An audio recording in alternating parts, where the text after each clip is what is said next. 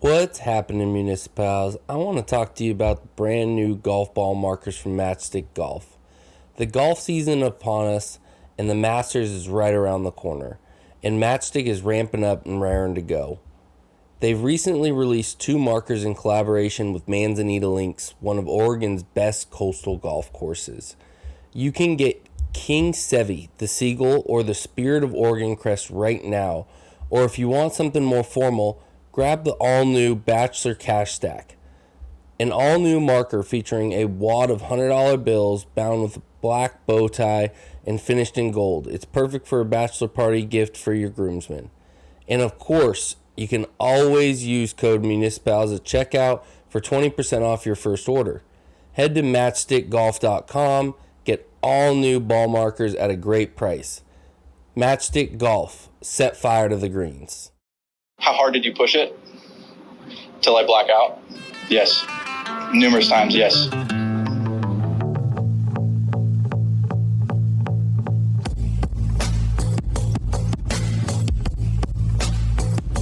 What's happening, MuniciPals? This is Chris motherfucking Hussey calling in from Walnut Creek, California. Hope you guys are doing well. Just wanted to share my thoughts about Soule Park. What an amazing golf course you guys picked for the Cookout. I mean, it's a bastion of municipal golf. I mean, it needs to be like on everyone's bucket list if they want to play cheap, affordable municipal golf that is of the highest quality. I mean, I've never played on greens like that for, $35, $40 around. Incredible strategy. I mean, like, this is everything golf needs to be, where you don't just hit towards the flag every single shot. You need to hit, to the right side of the green and let it trickle down. I mean, it's perfect. It requires you to think, and it's a much more enjoyable and fun piece of golf. Favorite hole, man, there's so many great holes. I will have to single out hole 14, because during match play, that's when you need to start turning your jets on if you're down 1 or down 2, because it's a hard hole. I think it's a number 2 handicap hole. You got a tough drive. Wind is always coming out of your right, and you're going uphill, and there's OB left, and then the green is the green is very difficult. There's 3 bunkers long, there's 2 bunkers short right, and then it's just this really, really tiny apron that requires precise shot. I think that hole is one of the best. Favorite shot of the weekend is for sure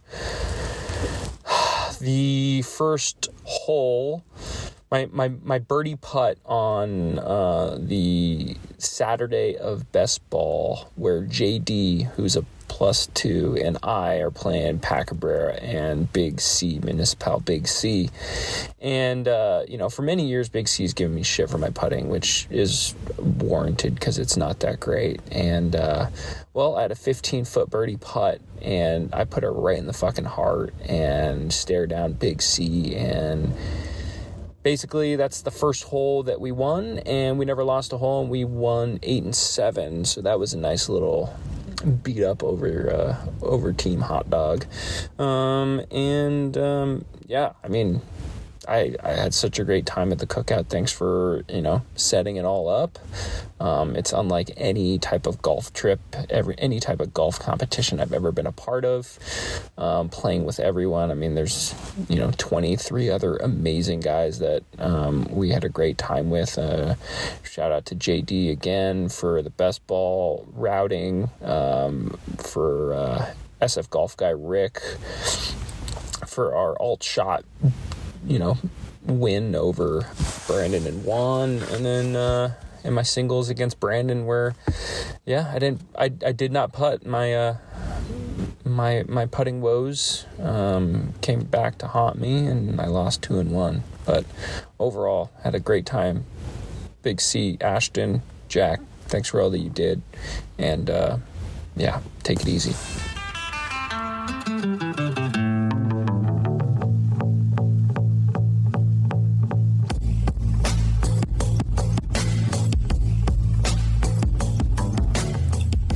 What's happening, MuniciPals? This is Big C, and we got the boy Ashton. How you doing, sir? That was good, really good. That kind of sounds like the first tee at Soule Park when I haven't even told you the story. We were having our practice round for our tournament, which we're going to talk about today. We had to play a fivesome, so poor Alvin didn't play by himself because we had 17 people in the practice round. We were teeing off, and there was a British guy who goes, "Are you playing five?" And then we're like, yeah, we are. And he kind of like looks at the pro shop, and he's like, "Oh." So the rest of the day, we were just like, "Oh, are you playing five?" And then our buddy JD rolls up on the 10th tee in his flip flops with a couple cold beverages in his hand, and we're like, "This guy's going to lose his mind when he sees 6 people standing on the green." So yes, things are good, Chris. I'm excited to talk to you because I think we're all feeling it, man. But I hoped things were going to go well, but I think based off the feedback, and it sounds like everyone else is still buzzing off of the first ever edition of the Cookout. So, are you still feeling it? I mean, it's all I've been able to think about this week. All the feels still activated. I am absolutely stunned at how great the entire event went. And I got to give massive props to the staff at Soule Park. I mean, Keith and all of his staff that he had out there really treated us like family. They took care of us, allowed us to be kind of do our thing and didn't intrude at all. And the wait staff to the bartenders were all just genuine, nice people. And I think they actually came up to us at the end and told us that we were one of their favorite tournament groups that they have ever had come through the golf course, which was, made us feel fantastic that we had those kind of people that came out to our event.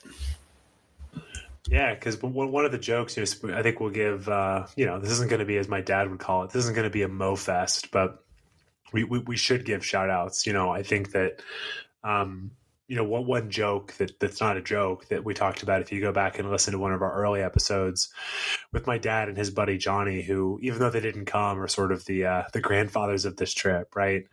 My dad's going to be mortified to hear grandfather at 55 years old, but Dad, that's coming at some point, big boy. So, but we joke that, you got to have a quick trigger to boo people, people who are bitching about their food, people who are complaining about something.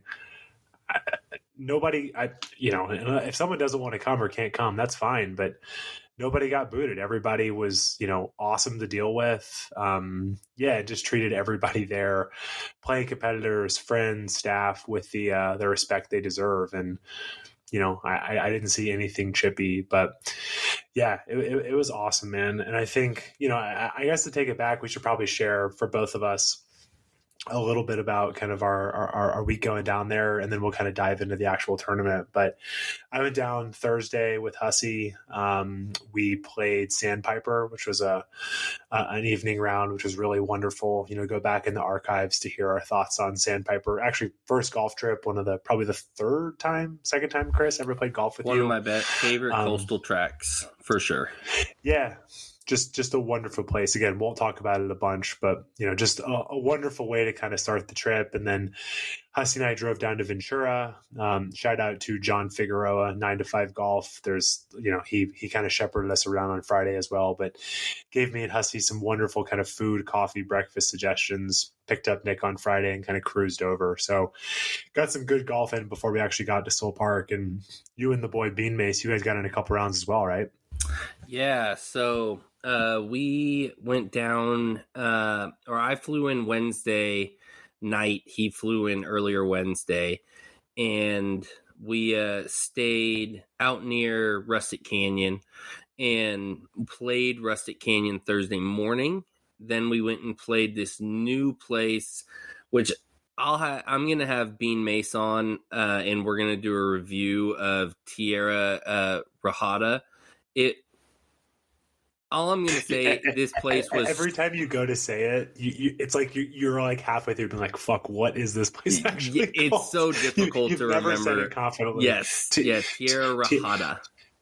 Tierra Rajada. And it sounds like, Chrissy, again, we'll hold on the full review, but it sounds like a place that kind of makes you gasp for air anyway. Some of the pictures you sent were fucking crazy. The entire round, it was literally like playing Tiger Woods 2003, like one of the made up courses that you play on there against one of the like ridiculous characters to level up. Like, except you're not Super Tiger. No, everything's 110%. Yeah, I can't click fucking X 100 times to make the ball spin backwards. For extra spin. Yeah. Like, I can't manipulate the ball midair, but this course was a video game. If you're ever out there and you have some time and you've already played Rustic and you've already played, what's the other course that we played on our first golf trip, Ashton? Los Robles Greens. You've played some of the other good ones around the area. Check out Tierra Rajada. Because like literally a different pronunciation right there. Yeah, that's what I'm saying. I can't even say it correctly, but it's like a mission style, like clubhouse, really cool. It actually almost looked like La Prisma's clubhouse. And the terrain, another place that's like playing on the moon. This terrain is just drastic. Like you pull up and the 10th hole is straight uphill at like a 45-degree grade, par 4, 390 yards, and you're just like, what the hell? Sounds like hole, what the hell hole is this? It kind of gives you like a little Wente vibes, but even dialed up even more nuts. Like it's just, like there was a fucking par 4 where you were hitting over a canyon 220 yards that was 70 feet below you, that you had to like zigzag down a like steep embankment to even get down there on a cart. And then the green was this like amoeba shaped green with bunkers on every side. It was the most ridiculous thing I've ever like come across. And it was fun to play the first time, but I don't know if I would call that my everyday golf course if I lived out in that area. And then Rustic Canyon, we've reviewed Rustic. Please go play Rustic. Best. It is amazing. And it was in great shape. Jack and Marcus played it before they played the practice round on Friday. And they had the same thing to say. It's in great shape right now. They're tightening up the fairways a little bit because the fairways are really wide forgiving. So they're allowing the grass to grow out and they're tightening it all up. So you can see they're in the middle of that. So it looks rough around the edges, but that's just because they're growing stuff out to be able to kind of tighten that up and create more, more misses and make it a little more difficult, which I don't think Rustic needs to be any more difficult. I mean, it's really hard. Like the wind gets you enough. Like you don't need rough to fuck you even more. Yeah. It's just No, but we both had a great way to start. So just to give everyone kind of a quick overview of what the tournament was, and then I think we should really just talk more about our feelings. Hell yeah.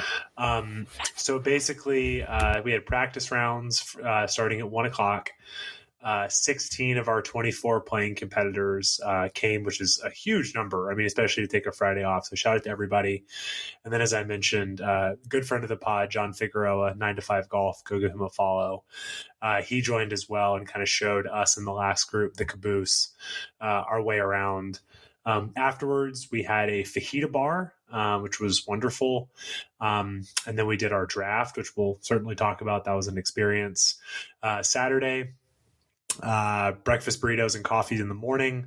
First group off at 7, last group off at 7:45. That was 4-ball, so team best ball with no handicaps. We did pairings based off of kind of equitable groupings so that everyone didn't have to play with a handicap. It turned out everyone incredible. Perfect. I think the morning round, it was 3.5 to 2.5. Yep. So very, very fair.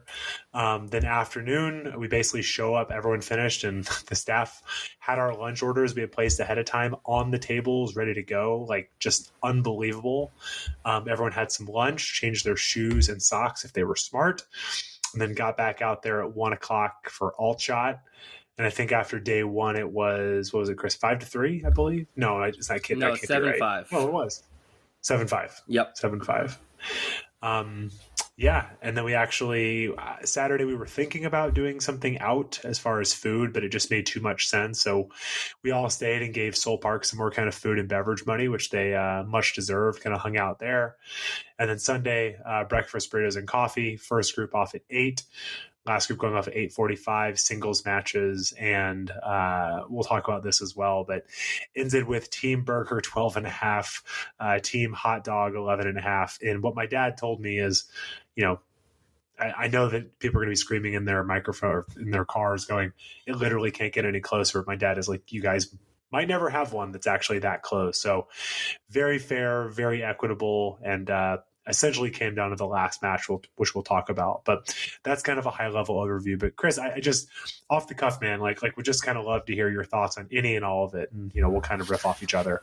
I mean the entire event. I mean, it took me and Ashton. I'm going to give Ashton most of the credit here for planning all the logistical side of things. I really just took care of the merch and went back and forth with them, making sure that the ideas that we wanted for the tournament and how it was going to process, were in place. But he really did all the legwork in planning this, and it just turned out incredible. And starting first day with the practice round, everybody was on a high already coming off of that, and then going in, having dinner, which they had a great fajita bar set up for us. It was wonderful food the entire time we were there.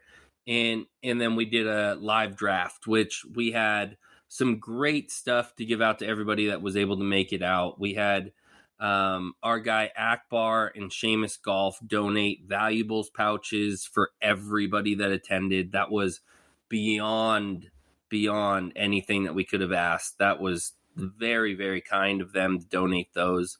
And in turn, the shirts that we gave out to everybody, team shirts. So we had a yellow and blue shirt made with Soule, or the Cookout at Soule Park written on the front, and then on the back we had our displayed new logo that we just released.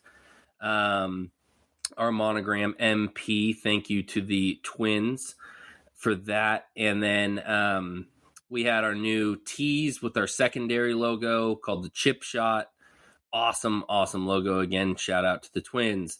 And Matchstick Golf, fantastic for them to be able to donate ball markers for everybody. So that he actually gave us hot dogs for the team hot dog, and then hamburgers for hamburger. And then he also, which we included in the price as a thing for everybody when they paid, to have custom made Weber Grill ball markers with on the back inscribed the Cookout at Soule Park Champions 2022, which was given to the hamburgers as they took the title by 1 point, basically came down to a putt on 18.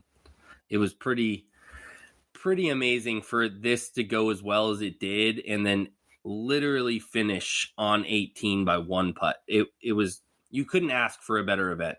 You really couldn't. No, and the other thing too, I mean, we kind of gave him a lot of credit then, and I want to continue to do it now. Truly, while I may have done a lot of the legwork, over the last couple of months to get this here, the whole thing would have just felt and been totally different without best friend of the pod, Fabian. Seriously, we had 2 dropouts due to COVID, which. Maybe I'm an idiot. I didn't see coming. I mean, again, nobody. I mean, that's kind of Captain Obvious over here. But both within less than 7 days' notice, and Fabian managed to fill both spots with friends. And one thing I talk a lot friends, about, by the way, both guys, incredible gentlemen. Yeah. And so, the big thing that we talk a lot about is, we obviously do this pod and we talk about public golf and we have our rating system and, okay, awesome. We like doing it. But one thing I talk to, people who are non-golfers, and I talk to, Liz a lot about is it's about the golf, but it's not about the golf. So one of the best examples is, I've going through our kind of group chat, Jacob was one, he was the actual last edition. I mean, literally I was walking with my golf bag in between shots at Sandpiper on Thursday, sending Jacob information and being like, sort of haggling, being like, Jacob, don't worry about that.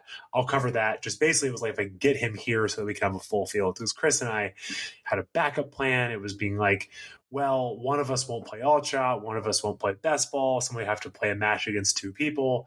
It would have been okay. It wouldn't have been ideal. So literally other than Fabian, Jacob didn't know anybody. And this is the message, Jacob, I hope this is okay, but we're just going to do it.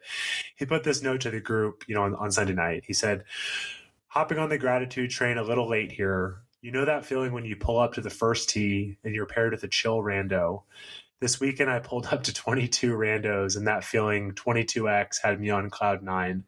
Couldn't have asked for a better group of gents to get after it with on the links. And in an incredible location too. Huge thanks to MuniciPals Golf for making this happen, and to everyone who welcomed a kid from LA with open arms. To everyone I played with, it was a pleasure getting to know you a bit. To everyone I didn't get to play with, we'll make it happen eventually. Special shout out to my guy Fabian for the opportunity.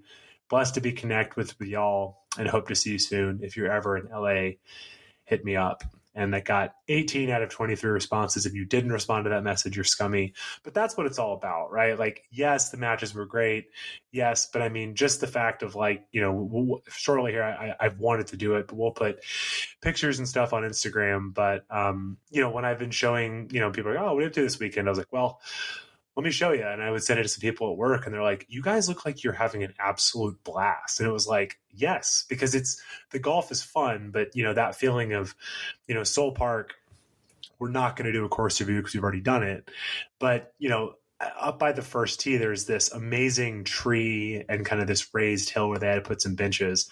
I think it's probably got to be the best, hangout area potentially in golf. People just sitting up there hanging out. And I mean, I know it sounds cheesy, but the reason I love golf so much, I love competing, and we'll certainly talk a little bit about, our match and stuff, Chris, but it's about the community, right? It's about us all coming together. And it was just really cool to see that with all of these different people, many of whom knew each other, but some of us, like Jacob, who didn't know us at all, and he could have hated us and he didn't, and he had a great time, and he's part of the crew now, Yeah, it was the community that we have been able to be a part of throughout, the group chats that we're members of with the RGC San Francisco group, and Portland groups that I'm members of here, and how I met Bean Mace, and all of these people that we've created this community and this friendship around.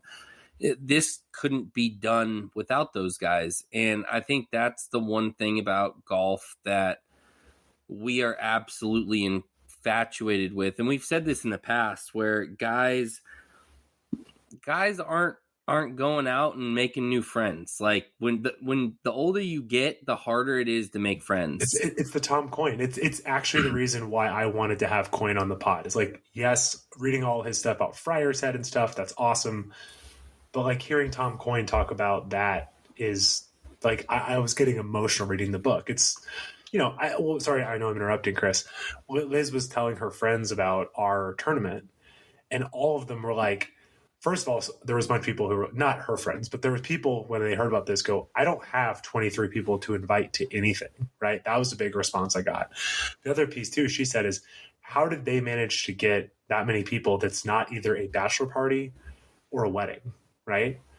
But I think it's because, and this is where we're lucky, and thank God for the internet, it's like-minded people, right? It's like everyone there got it. And that is so, so, so cool to find. So I'm sorry for interrupting, but that community, that kind of no, not one person other than Nick, 22 people when I moved to the Bay Area, excited to be back. I did not know 22 of these people, and that is really fucking cool. That's hasn't even been 2 years. 18 months ago, I didn't know these people, and now we're having the best time. It's incredible. It really is incredible. It is, and I can't thank everybody enough for coming out to it, and I know you guys all had a blast, so we can't wait to continue to do these year in and year out. That's a big goal for me and Ashton. Even if the MuniciPals dispersed and we no longer are doing this, if that ever comes to an end, the tournaments will not. And they, until we can't walk and play golf anymore, I think these guys are going to go on forever. So, keep an eye out. Everybody that was invited this year is definitely going to get that extended invite for next year. But also, to be clear, he's not saying it like we're not stopping the podcast. No, like, this we're not. Is we're not. We're not stopping the podcast. No, I was going to say. I mean, it sounds like you're teasing something. Not unless you've made a decision that I haven't. I don't know. I about. would love to keep doing this podcast till we're like 50, 60 years old. I would absolutely love it. Hi, this is Nick calling in from San Diego, California. Thoughts on Soule Park? I thought it was a fantastic golf course. Irrespective of the price, it's a fantastic golf course. Throw in the fact that it is so cheap, and it's incredible. It'd be a great value at $100 around, much less the whatever it was, 40 or 35 bucks that we paid. A favorite hole out there, number 5, probably not the most original answer, but the punch bowl green is so much fun and gives you so many options, especially with that tree guard in the right front of it. I'm trying to figure out how to play below or around it or over it. Made for a lot of interesting golf and a lot of interesting conversations between me and my partners, and sort of to follow along with that, my favorite shot was actually when I played into that green at number 5. My second shot left me underneath that tree to the point where I couldn't get the ball up in the air, had to play it on the ground, and so I tried to bump a hybrid from like 80 yards out, keep it along the ground, run it up the hill, down into the punch bowl. Caught some rough, didn't actually pull it off, but just the fact that I had to think that through and come up with something more creative than just your standard driving range shot, I think shows or demonstrates why Soule Park is such a fun and special place.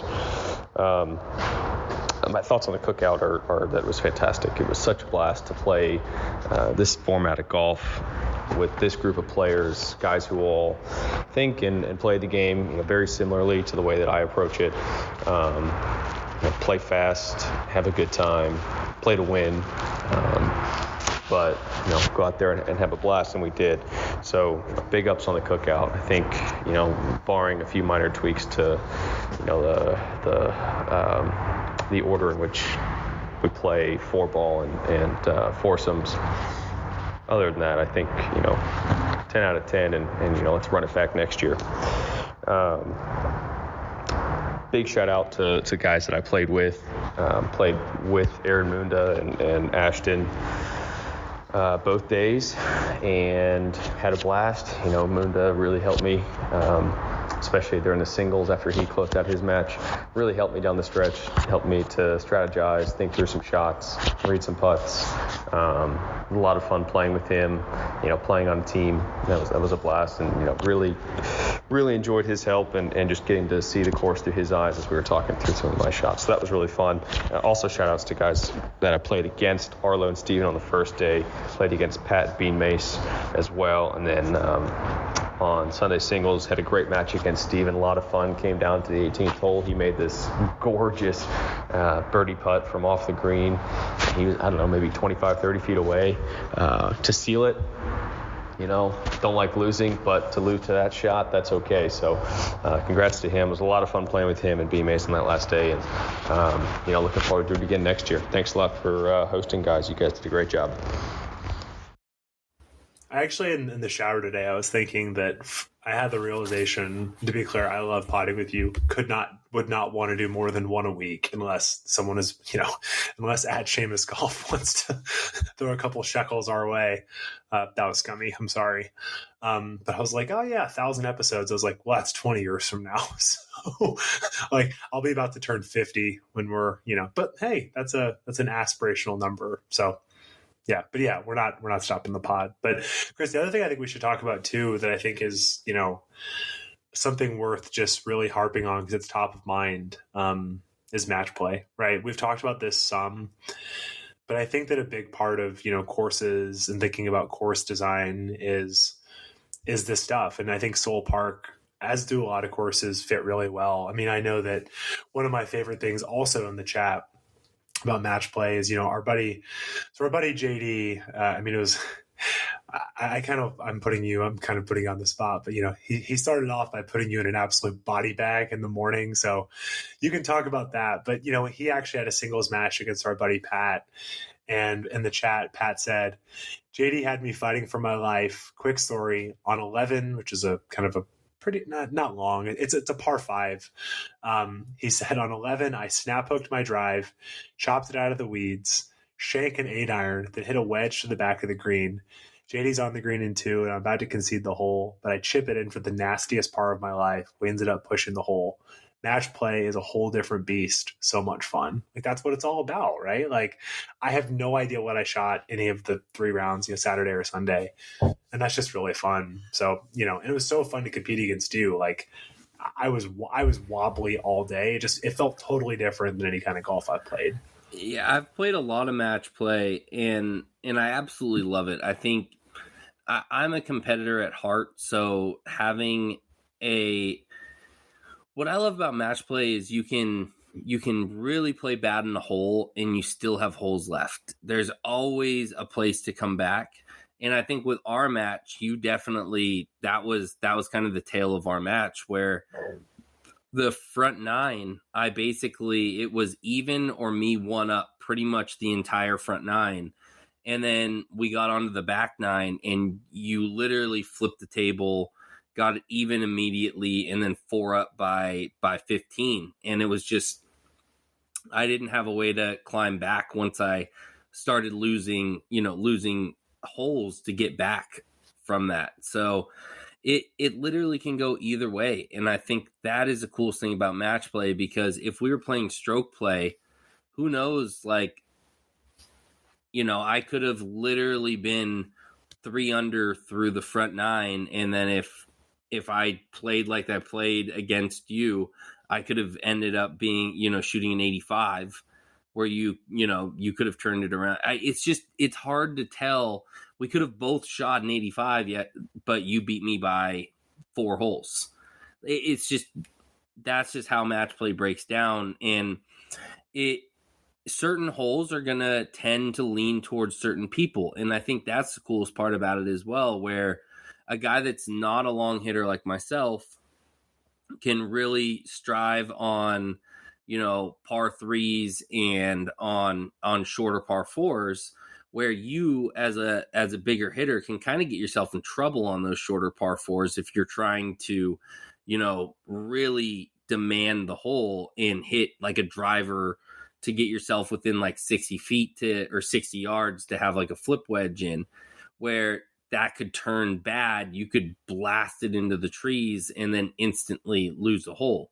Where someone like me that's going to keep it in the middle 80% of the time and hit it 250, 260 down the middle with my driver, I'm hitting my favorite club in my bag every time on that hole. And it's going to, come down to you having to really get it in tight to be able to birdie that.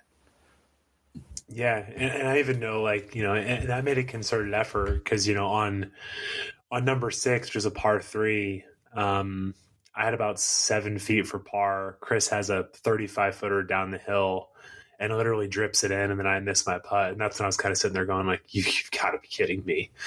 And then the next hole, I think I won, but like it wasn't anything meaningful.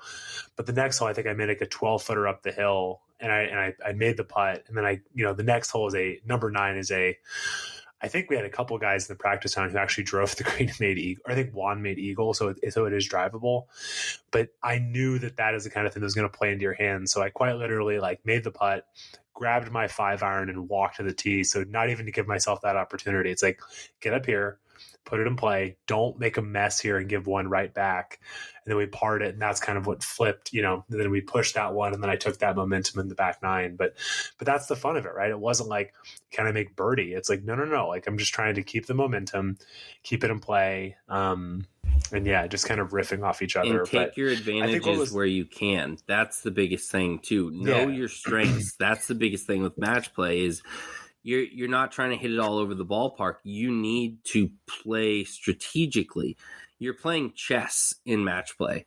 It's not you trying to get your lowest score or anything like that. It's knowing that, hey, this guy, depending on what he's doing, and that's why you play in a certain way when you play match play as well, depending on what you're doing and knowing your opponent, that helps a lot too, where a lot of these guys that played in the tournament didn't know their opponents as well. Some guys, like, this is the first time they were ever meeting them.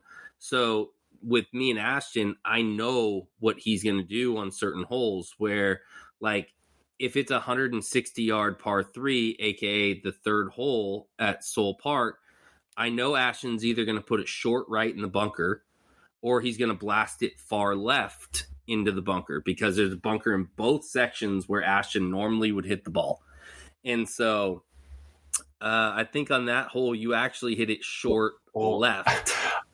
Well, I was on the front of the green, but I yipped a 3-footer for the win because I watched you. Chris' ball rolled up and around the hole, hit about 10 feet, went up and around the hole, and then rolled back down like 7 feet. So then I got all scared, and I literally sideswiped a putt from 3 feet and missed the hole by about 6 inches. But that was, again, if we were playing for a score and just like out there, I would never have missed that putt.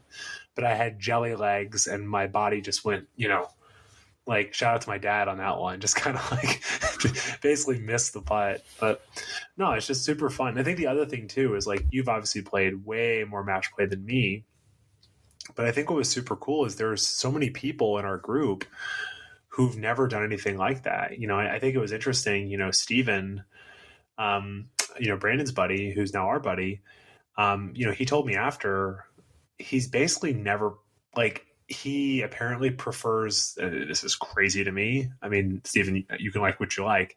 He prefers the driving range to the golf course, which is like my nightmare. Like, I don't like hitting golf balls at all. I actually didn't hit one practice ball the whole time we were there, which is maybe not a great thing. But Steven just likes to, he'll play a match once in a while against Brandon, but he just likes to hit balls. And then we put him out there, in a singles match against Nick, and he makes it was crazy. I mean, their match for context, I mean, these are our two highest handicaps throughout. I think Nick was giving him 3 total strokes, 2 on the front, 1 on the back, whatever. On 15, Nick lost the hole on a rules infraction. He hit a ball that was moving and lost the hole he was about to win. So instead of being 2 up going to 16, they were tied. And then on 18, Nick chips it down to about 4 feet. Shout out to Munda for the read. And then Steven makes a putt. Like, again, at Soule Park, there's all of these kind of like areas and these massive undulations. Steven putts it way up on the hill, and it just comes ripping down the hill, hits the flagstick and goes in. And, I was like, holy shit, that was amazing. Steven just looks at me and goes, I haven't made a putt over 8 feet this whole trip. And he just makes this like 40-foot ripping putt. And Nick was like, like super impressed by the putt, but it was just like so dejected. And it was just like, this is crazy. Like, it's just feelings that you won't feel any other time. And I think that's what's so special about the event, right? Is it's like, how often do you have, 23 of your friends over 3 days in the same place on the same golf course? Because we really all built kind of a rhythm. I think that's the cool thing. And this is, again, a shout out to Soule Park. I know we mentioned this before. They redid their, bar and grill, which, guys, we can't recommend it enough. The bar and grill is amazing. These windows that open up and overlook the first tee. But I think we really developed that rhythm that really kind of carried us all the way through. And that was just really cool. But I think for someone like a Steven, I think it activated something in him. And the other one to me is Alvin. First of all, shout out to Alvin for shooting his personal best 82, which is awesome on Sunday during a singles match. Which, there's a paradox of knowing his score in a singles match, but, whatever. But like, I could tell Alvin was like, he was already like, next year I'll do this and next year I'll do that. And like, his brain was working in a way that I could tell was new. And that's just so cool to see, so it's like, spread the doctrine of match play. It's super cool. Well, and it got everybody excited to get back home and continue to play match play. Like, everybody in the group chat that we had for this tournament is all like planning matches together and planning to get out and play. And that's the best part, is like, we're all amateurs. Like, go out and have fun with this game. like counting every stroke and trying to shoot your low every time you go out, it's cool, but like playing a match against somebody and then having the opportunity to go out and play them again and again and again and like have that long-term tally of like who's winning the most matches between the two of you, and really seeing that is so much fun, and I think it makes the game so much more enjoyable for people, and it just creates another element for people to have more fun on the golf course and not take it as serious. Even though in a tournament like this, you had jelly legs and, guys were bringing it down to 18 with a 35-foot putt that they hit slamming off the side of the wall. It's just like, it's awesome.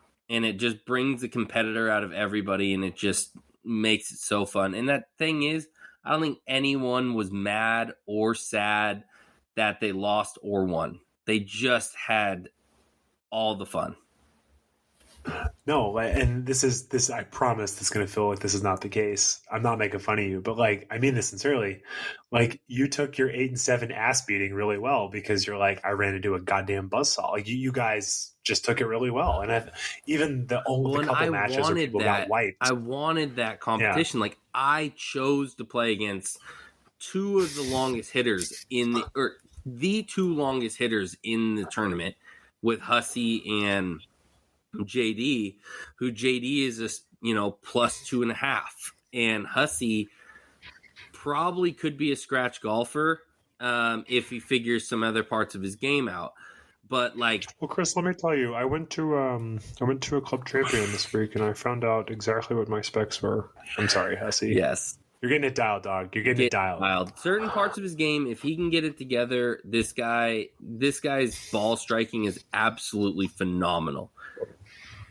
And these two guys, I picked my lowest handicap, which is Pat, a 2.5. Pat, I love you, boy. I absolutely love you, but you did not have the 2.5 in you this weekend.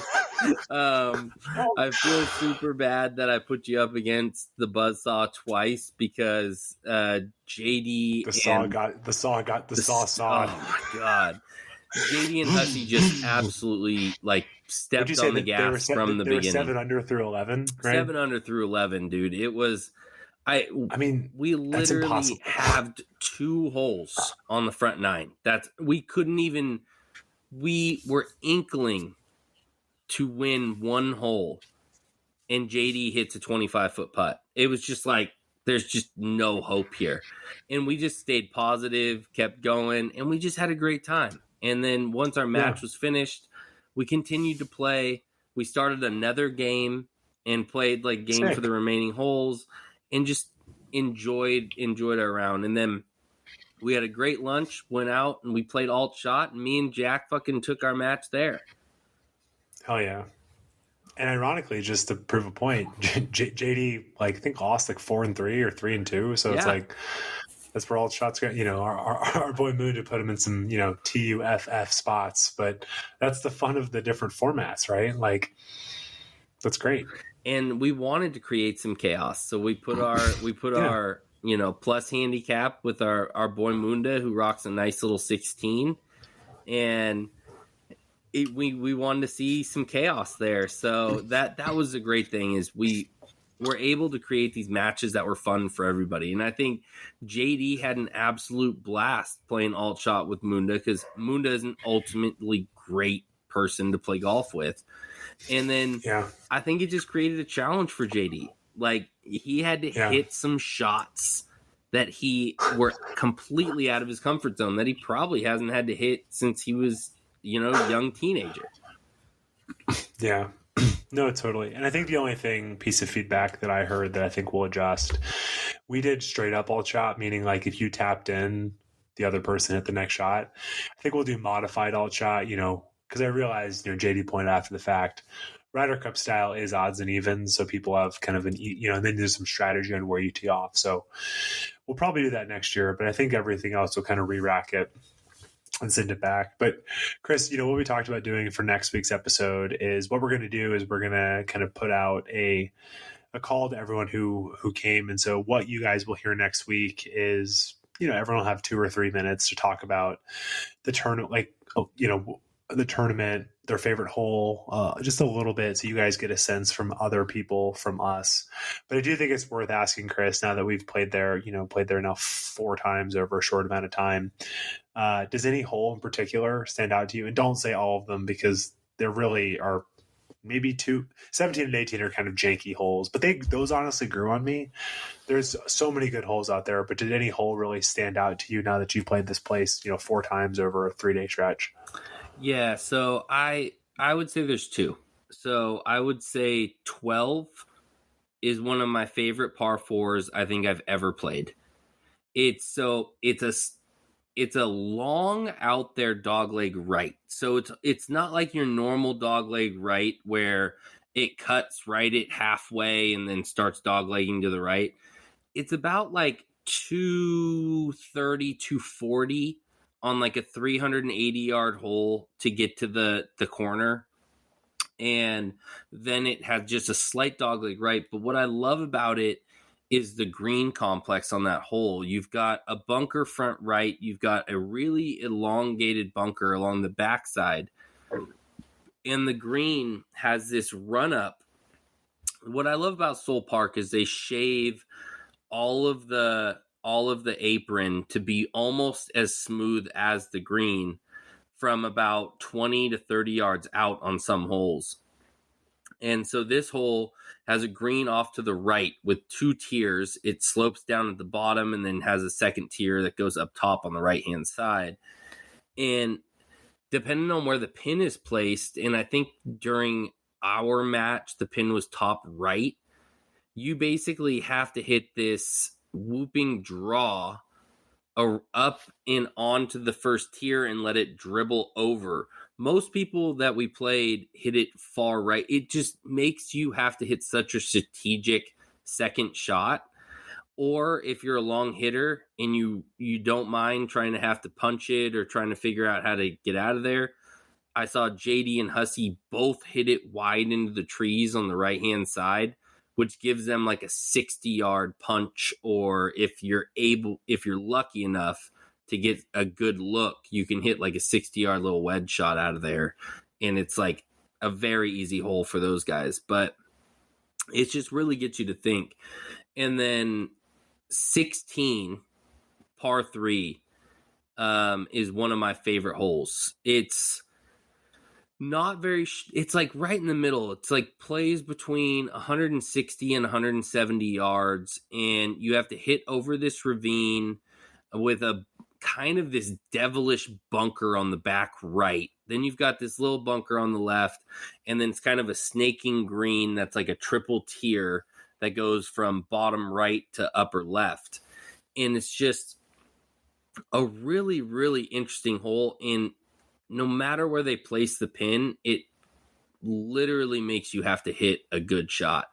And I think the bunker on the backside is so well placed. It's such a great thing to have, because it's just the way the green is, it just kind of waterfalls into that bunker. So if you hit it long and you don't have enough green space to get that second hop to get your ball to start stopping on you, you're in that bunker instantly. And I just think it's just a well-designed hole. Yeah, those are great. I've gone back and forth. I don't know. I think that after this hole, maybe it's because of all the positive energy, but I think number 1 might be the best opening hole I've ever played. It's just wonderful. I mean, because again, you're right there by the clubhouse and the bar and grill. Everyone's watching. There's people up there. It's a shared tee sort of with number 10, which shout out to Rick. He shanked one so bad on number 10. He yelled 4, and you heard this lady on the first tee go, "Oh." So that's, again, the hill's in the way, but if you hit a cold shank, sorry, Rick, then you're right there. But it's just great, because if you pound driver, you actually go all the way down the hill, which sounds wonderful. But then the issue is you actually can't really see the flag. You have kind of like I'm making this up. It's 68 yards to a green. You got to hit a chippy little wedge there, or you can kind of lay back and, big kind of sprawling green. But I think kind of sets the tone for the entire course. And then, you walk right off that green and go up to 2, and then you've got kind of a force carry and another great hole there. But I think number 1 really stands out to me. And then another one that I really like too is 15. Basically if you, unless you're JD who hit hybrid almost into the crap, you hit a good solid drive down there and you've got a 9-iron to maybe one of the most diabolical greens I've ever played, slanting back to front, 3 tiers and just bone zone. But yeah, it's just a wonderful golf course. The one thing I'll say that, is a little bit of negative feedback. Negative's not the word. I wasn't captivated the same way by 5 this time, the punch bowl. It wasn't as punch bowly as I remembered. And also, too, maybe it's because it was this time of year. But, for example, in our match, I hit a 6-iron, a perfect 6-iron on the downslope of the punch bowl. And it didn't actually even roll. It stopped. And so I found that one to be a little jarring because that was the hole I was most excited to see. And after having played there, that's not even probably in my top 5. But 4 with the boomerang green is really, really stands out as well. But yeah, I'm going to go with number 1. It's just, again, so many different options, great green complex, and such a beautiful view from the ridge there. So number 1. But anything else, Chris? I mean, again, just a wonderful tournament. We're excited for you guys to hear from some people who are not us, voices you've never heard before from our buddies. What's up, y'all? This is Alvin Yee, a.k.a. the fake Anthony Kim, a.k.a. You Just Got Yeed from Pleasanton, California. Soule Park was a blast. Could not have asked for a better condition and maintained course for a multi-event weekend. It was absolutely amazing from the tricky greens to the many creative approaches to each hole, and even the restaurant. I gotta say that for its price and what it has to offer, Soule Park might just have it all. My favorite hole is going to be hole number 5, which is the second par 5 on the first 9. Reachable in 2, but the green is a back-sloping bowl in a corner, which makes your second approach a dicey one if you tend to spray it. Now, I didn't go for it all weekend, but big shout out to Nate Dykstra for putting it in for eagle on Sunday from the fringe. My favorite shot from the weekend is going to be from Sunday's round, where I dunked it in for birdie from the greenside bunker on hole 17. It was hype. Never done something like that before. Lastly, huge shout out to the MuniciPals for organizing this event. They got a bunch of great dudes come out and play friendly competitive matches, and for it to come down to the wire like that means it was really well set up. Also, I love the opportunity to play with folks I never got a chance to play with before. Anyways, great job this year. Looking forward to next year. Peace. Anything else you want to say, Chris? Not much for me.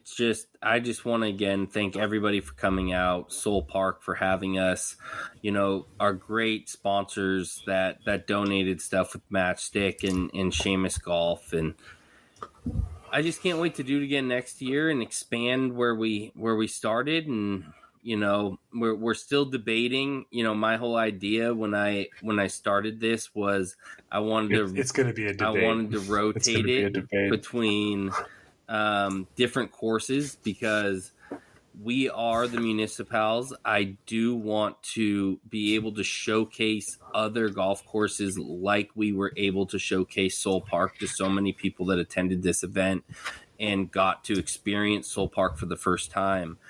I want that feeling over and over again with other courses, and for them to be able to get that feeling of walking out to these spectacular public golf courses that they've might not have ever heard of or ever played, and just be wowed when they walk off of it.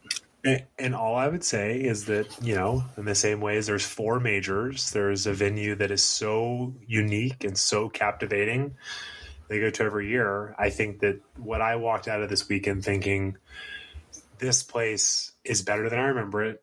And if this is not the crown jewel of public golf in our country, I don't know what it is. So I think my personal take, the Cookout stays at Soule Park, but then we do a travel event, maybe call it the picnic or something similar, and you have ball control and you can do whatever you want. But like that one is meant to, like, the point is, I think we hope some of these events will grow, right? We can do more than just kind of do one of these one a year. So we'll debate, but no, it's God, just for year one where you expect mess ups. Just went off without a hitch. Yep. And shout out to Keith and the staff there, because they welcomed us with open arms. So It was great. Thank you again to our guys for being classy the whole time, and just the best time, Chris. Yep. All right, guys, take it easy. Okay. Thanks for tuning in. Well, then be on the lookout for next week's pod for all the rest of the hoodlums. But yeah, have a good week, my man. You. Peace.